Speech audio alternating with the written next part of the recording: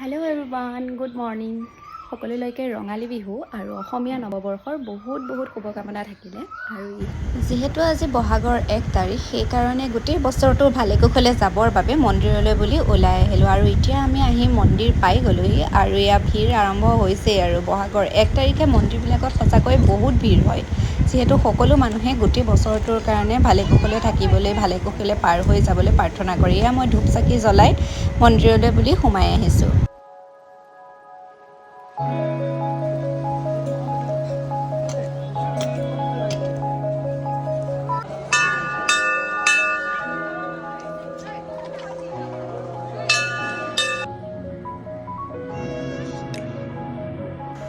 সেৱা কৰি আহিলোঁ মন্দিৰৰ ভিতৰত। আহি এতিয়া দেখিলোঁ তলত এজোপা আহঁত গছৰ তলত সকলোৱে এনেকৈ কাপোৰবোৰ বান্ধি থৈ দিছে। গতিকে এই আহঁত গছজোপাৰ ওচৰতো এবাৰ পূজা কৰি ল'লোঁ। আৰু পূজা কৰি লৈ এতিয়া আমি মা ভদ্ৰকালীৰ মন্দিৰত যাম।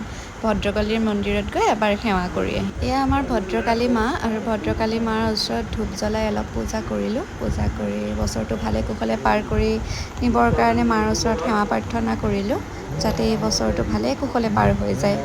আৰু এয়া চাওকচোন, পণ্ডিতজীয়ে ইমান ধুনীয়া ফুট এটা দিছে, লগতে হাতত এডাল ধাগাও বান্ধি দিছে। আমি ভাগ্য ভাল, সোনকালে আহিলোঁ আৰু সেৱা চেৱা কৰি আমি ফাইনেলি হৈ গ'ল।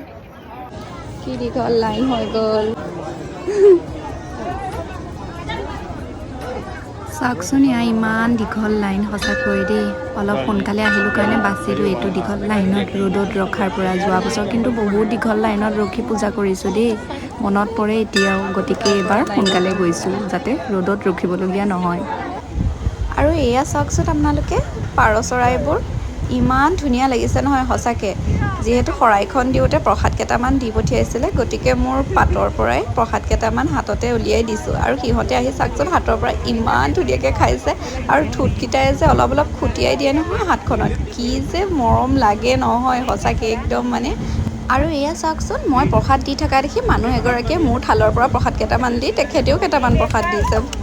শেষত ভাবিছিলোঁ এটা চৰাই ধৰোঁ, কিন্তু ধৰিব নোৱাৰিলোঁ, উৰি গুচি গ'ল। আৰু আজিলৈ ভিডিঅ'টো ইমানতে সামৰণি মাৰিছোঁ। যদি ভিডিঅ'টো ভাল লাগিছে লাইক শ্বেয়াৰ কৰি দিব। Bye bye.